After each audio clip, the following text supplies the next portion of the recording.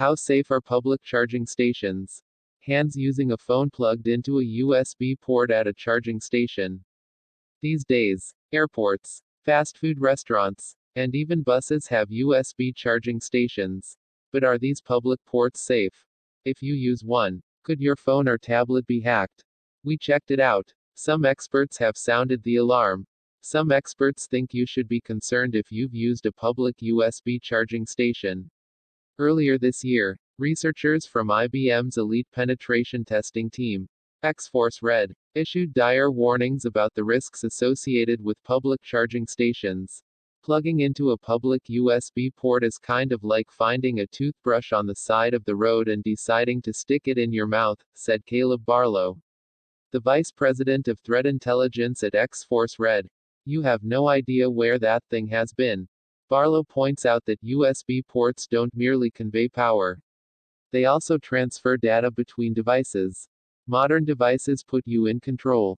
They aren't supposed to accept data from a USB port without your permission. That's why the "trust this computer" prompt exists on iPhones. However, a security hole offers a way around this protection. That's not true if you simply plug a trusted power brick into a standard electrical port. With a public USB port, though, you rely on a connection that can carry data. With a bit of technological cunning, it's possible to weaponize a USB port and push malware to a connected phone. This is particularly true if the device runs Android or an older version of iOS, and therefore, is behind on its security updates. It all sounds scary, but are these warnings based on real-life concerns? I dug deeper to find out. From theory to practice, a hand plugging a USB cord into a charging port on the back of an airline seat. BTT Studio, Shuttershock. So, are USB-based attacks against mobile devices purely theoretical? The answer is an unambiguous no. Security researchers have long regarded charging stations as a potential attack vector.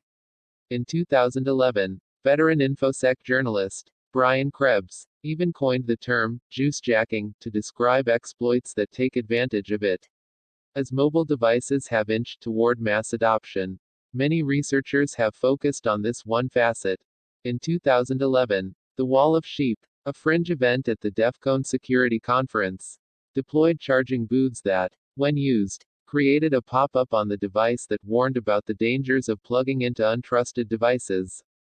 2 years later, at the Black Hat USA event, researchers from Georgia Tech demonstrated a tool that could masquerade as a charging station and install malware on a device running the then latest version of iOS. I could continue, but you get the idea. The most pertinent question is whether the discovery of juice jacking has translated into real-world attacks. This is where things get a bit murky. Understanding the risk. Despite juice jacking being a popular area of focus for security researchers, there are scarcely any documented examples of attackers weaponizing the approach.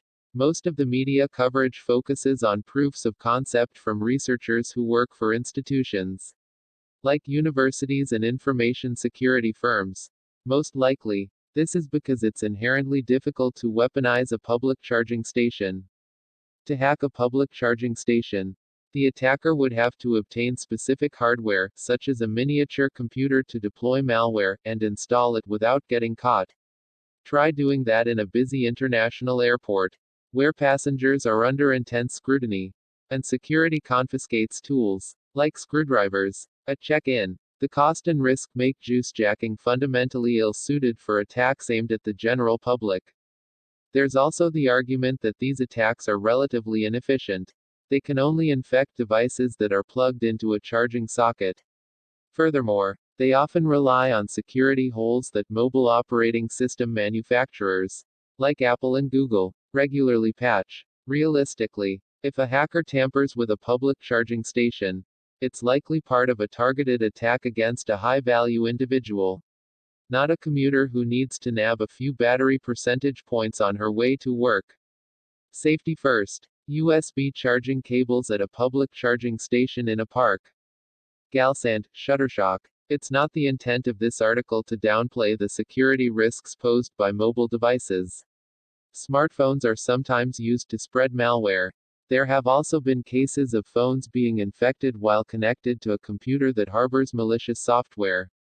In a 2016 Reuters article, Mikko Hipponen, who is effectively the public face of F-Secure, described a particularly pernicious strain of Android malware that impacted a European aircraft manufacturer.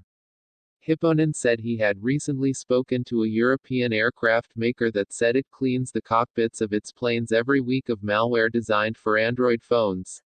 The malware spread to the planes only because factory employees were charging their phones with the USB port in the cockpit, the article stated. Because the plane runs a different operating system, nothing would befall it, but it would pass the virus onto other devices that plugged into the charger.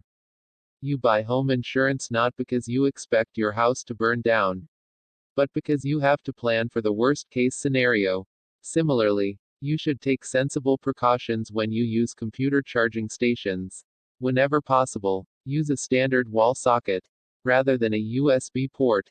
Otherwise, consider charging a portable battery, rather than your device. You can also connect a portable battery and charge your phone from it as it charges. In other words, whenever possible, avoid connecting your phone directly to any public USB ports. Even though there's little documented risk, it's always better to be safe than sorry. As a general rule, avoid plugging your stuff into USB ports you don't trust. Related, how to protect yourself from public USB charging ports.